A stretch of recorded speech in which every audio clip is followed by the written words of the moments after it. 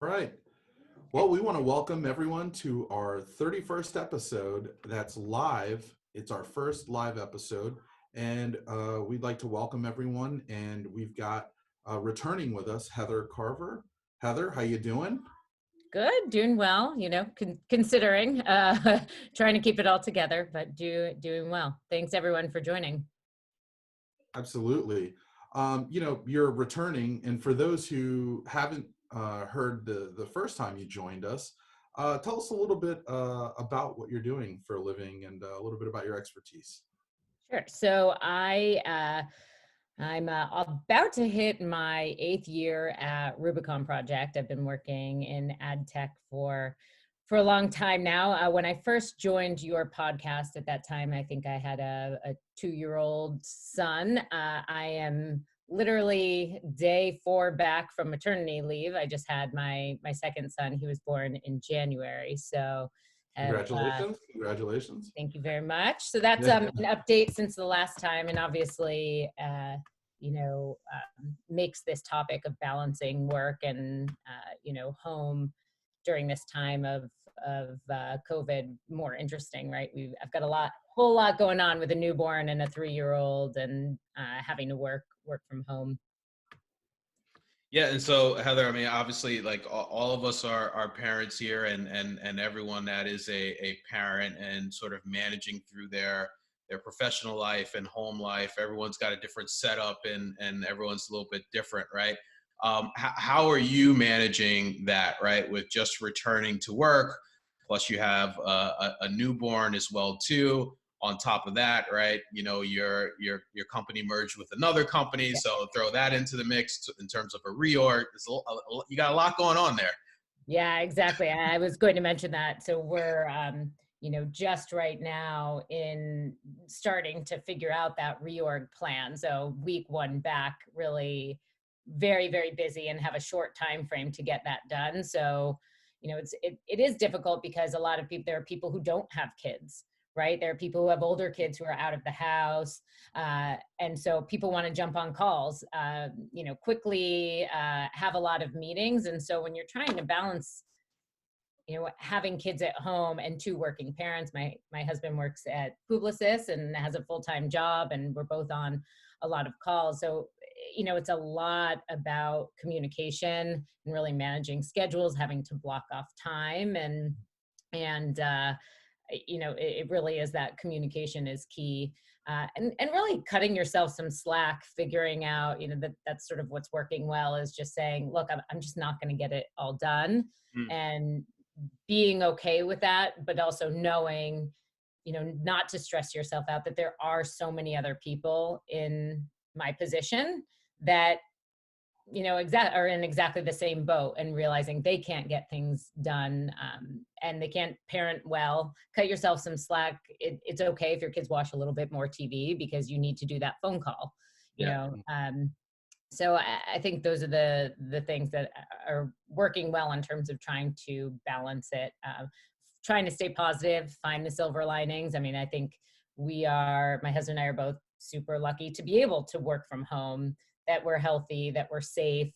It's really finding, what's important, spending time with family as well, and finding the silver linings that can keep you sane in a time like this, when you're trying not to feel stressed out about a merger and COVID, and trying to work and manage your family. Yeah, one question I have for you, following up from that, one of the things that I think I'm personally struggling with is when to actually turn off the computer and shut down, right? Because when I'm in the office, right, I have to leave the office to go home, right? So there's sort of that sort of built in, okay, it's time to go, right? You got the ride home, you got all that's gone, right? But now I'm in the back office, and I just feel like I continuously just go. And that's been something that's been difficult for me to manage. Curious to know if you have dealt with that at all, and if you have any advice on that, because I'm sure there are others that are listening in right now that are probably struggling with that too. Yeah, I mean, I think a big part of it is, having someone who, my husband is very good at saying, look, like, let's just spend this couple hours, and yes, we're home and there's no real division from work and home, right? You're not leaving the office and then going home. So it's very easy to just continue to work, but having someone to say, let's focus and take the opportunity, the fact that we're not commuting, let's sit down and have a focused family dinner, right? Let's not be on our cell phones and our laptops. Let's go on a family walk at 6 o'clock and just unplug. But also knowing that,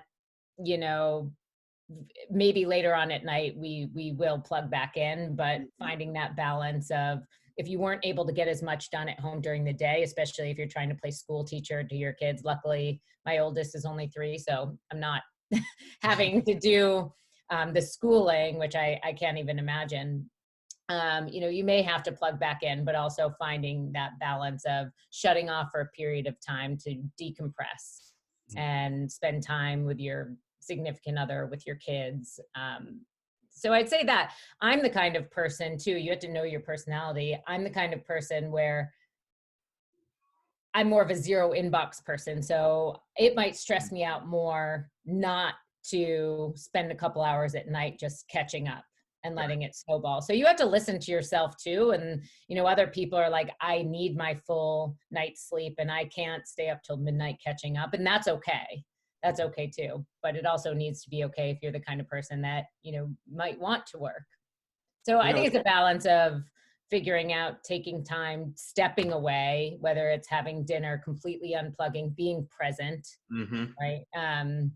And then, finding other time to get your work done, or just listening to yourself that, don't stress yourself out if you can't get it all done, because so many other people are in that position.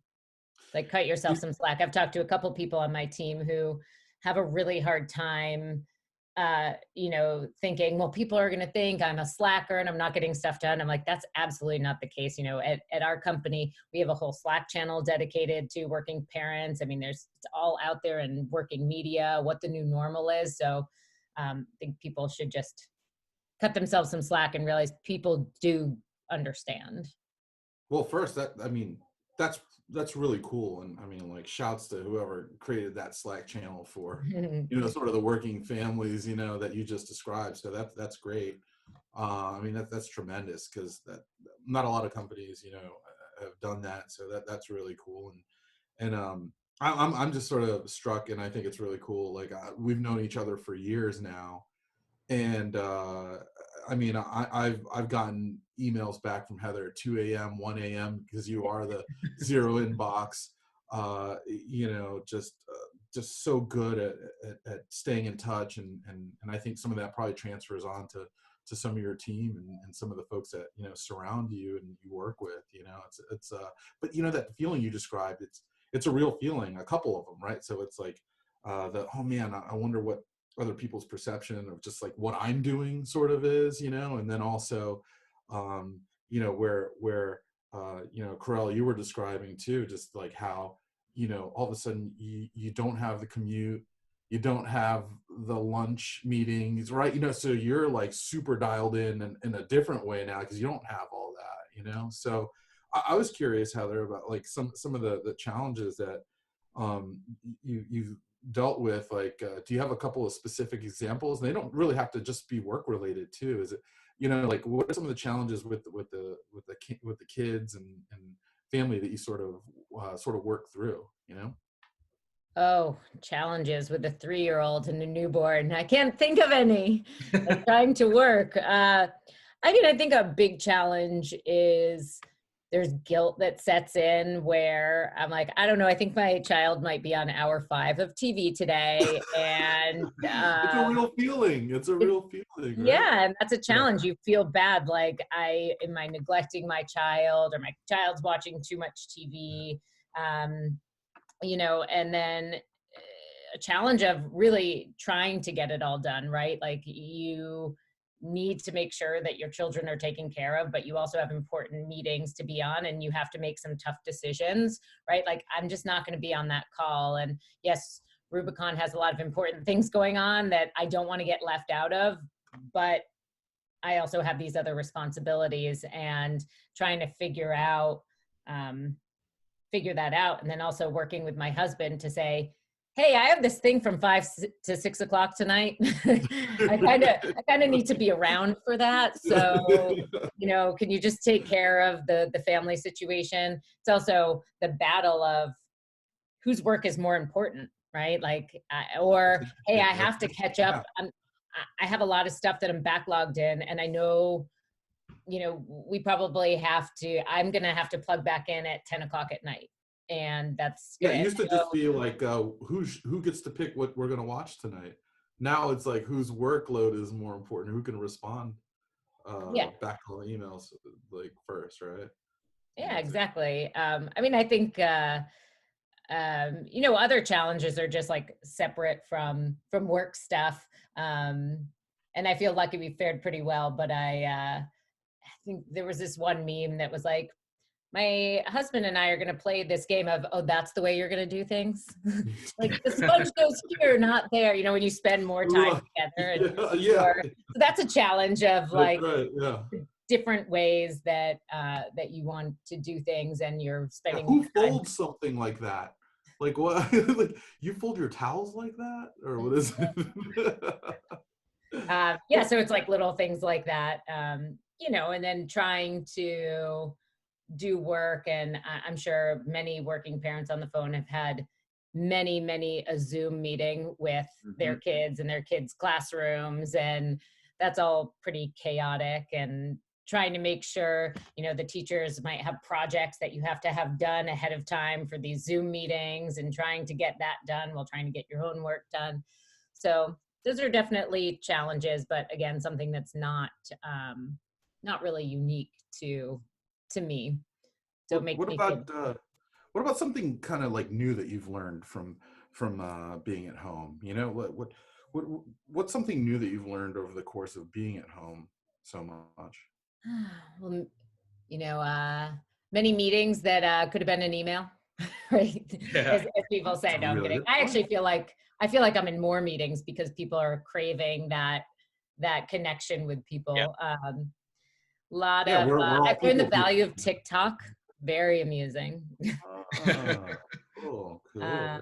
But yeah, no, I think learning to let stuff go and figure out, just figuring out that new norm, and making myself someone who, wants to stay on top of all my emails and be hyper communicative and get back to my emails within a certain SLA, my own personal SLA. Just have to let that go and be okay with the fact, I think that's one learning. Another thing I've learned is, what I do in my job. I head up our account management team at Rubicon Project. And, that's obviously, there are a ton of conferences. There is South by Southwest, obviously, which was canceled. There, are those Digiday conferences, Ad Exchanger. And that's where big part of my job is, spending time with my clients, being out in market and talking to people. And what I realize is that, there's still, you can actually, I feel like, get to know people better in these situations. Like, it's so personal on these Zoom meetings. You're seeing people's dogs and their kids. I was on a couple meetings today where people, have their kids on their laps, and, their husbands are dropping by, or wives waving, and you can see their house. And, I feel like, so you're not at a conference having drinks with people and going out to dinner, but it's almost more personal, and a great way to get to know your clients by being let into their lives a little bit more, and seeing that. So that's been an interesting kind of learning, or something I've observed, is that just because we're not going to these conferences and other things, you actually still almost get more of a personal connection, with your clients. Yeah. I mean, we're all in our houses, right? Like, I'm holed up on the third floor in a bedroom, and, you see pictures of kids. And I find that really interesting. And I think that's helped me feel okay that I actually still have that connection. A big part of my job is to be social. Yeah, I would say too, one of the lessons learned that I have out of this is, for people that actually work from home every single day, I have a new level of respect and empathy for, that person who's usually the only person on the Google Hangout or Zoom when everyone else is in the conference room. And, just thinking through of ways when our worlds do go back to some level of normalcy, how do we make sure that those people that do work from home all the time feel more included in the overall organization, right? Because they can be left out sometimes when Yeah. everyone else is in the office and they're the one on a hangout. And now we all feel what they feel all the time in terms of just having to sit in one seat all day long in front of a camera and trying to communicate with folks. Really good point. Yeah. Yeah, I think that the perspective, learning that, and when you do see, I was on a call with someone today, and she actually had a baby just 3 days after I did. She works at Talaria, and we're sort of counterparts. And we were talking, and she brings her baby in, and I had someone else on the call who doesn't have kids, and I think it allows perspective for people to understand, like, oh, you have all this other stuff going on. I think those are kind of learnings where people can say, yeah, I know you have kids and whatever in a family, it doesn't mean anything. But then when you can actually see it on these phone calls, and obviously I think people without kids and are have their own challenges, right? But are it's I think this perspective and this kind of environment allows people to sort of see that a little bit more. Yeah, definitely.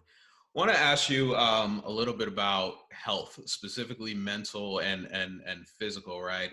Again, us all being working from home, I would imagine, like everyone else, anxiety can be a little high for people. I feel personally it's much easier for me to just kind of like snack all day when I'm at home. Might be gaining a few pounds here and there as well too. And so quarantine 15. Quarantine 15. Quarantine 15. Yeah. So the freshman 15, you're like always, yeah. Yeah. So I'm just curious, Heather, to get your thoughts on how are you managing health from a mental perspective, and then from a physical perspective, and then for everyone that's listening in, the chat is open. If you all have tips and tricks that you're using while you're at home, feel free to add them into the chat, and let's share as well too. But Heather, I want to pass that question to you. Yeah, I mean, I think mental and physical for me are pretty closely tied together. I would love to say that I'm running miles and miles a day just for mental clarity and for physical fitness reasons. Not the case, because again, I'm trying to balance a lot of different things, and having a newborn makes that challenging. Their schedules are not predictable, to say the least. Which I've seen you do. I know. I was have on my way home at like 5 or 6 a.m. in the morning, and Heather's like out running, got the phone here, headphones in, and she's like running at like 6 a.m. Yeah. I wish that was happening right now. But part of that, I mean, I mentioned this before, but a big part of mental and physical wellness is staying positive and finding those silver linings. I love having more time at home. It's great. I have more time with my family, especially having a newborn. I feel pretty lucky that I, in a sense, not really because I am working, but I have this extended maternity leave, and this time at home with my baby, this time at home with my 3-year-old. We try to do family walks at night. Obviously it's not always possible, but our 3-year-old, it's one of his favorite things ever in the universe is to just go. He's like, I want to go on a family walk with mommy and daddy and baby Walter. And it's amazing. You're making memories right on the spot. You're making memories. Right? Exactly. And that helps, keep me very mentally positive. And, and I think from a family perspective or a physical perspective, obviously walking helps. It also helps that I'm on the 3rd floor, so my fridge is all the way downstairs. So if I do get a snack, I have to walk up 3 flights of stairs, and I'm definitely burning some calories that way. I was actually emailing with a client earlier today, and he was saying he's been doing badminton in his backyard with his family, and he's like, I get 10,000 steps in a day. He's like, nothing makes me happier than looking at my iPhone health app to see how many steps I've done. It's like the little things that, and people are finding time to get outside. That's makes me mentally happy as well. That, and physically, like, it's not the middle of winter, it's getting nicer outside. Right. Even in New York, when it's only 45, as long as it's sunny, it still feels like summertime and you want to get outside. And everyone you walk by just seems so, generally, the situation isn't happy, but people seem, they're more empathy for each other. So everyone seems kind of positive when you walk by them and very friendly. And that's been really nice. So, and the perspective of the fact that I feel lucky to be able to work from home. So many people aren't. I feel lucky that I'm healthy and safe, and all of that stuff really kind of brings mental clarity and health to myself. Just knowing that I'm lucky in so many ways. There's wine helps. Yes. I don't, not yet. I'm gonna get mine after this. Whoa. Okay, sorry. We went ahead. I should have, but the wine is all the way downstairs, and that's you got to go down a couple floors. Well, no, I think those are great perspectives, and it's interesting, for everybody that's watching and listening right now. There's so much time where we wonder what it would be like to have this time at home. When we're actually sort of doing it and we're living it. If we were in our offices or on the train or in a car or in another city or on travel, sometimes we wish we would just be able to get that time back to do this. And we're doing it. All right. So thanks for sharing all of your perspectives, and everyone, thanks for spending some time with us. And we look forward to seeing you again on our next episode. Thanks. Thank you guys for having me. Bye, everyone. Bye. Take care.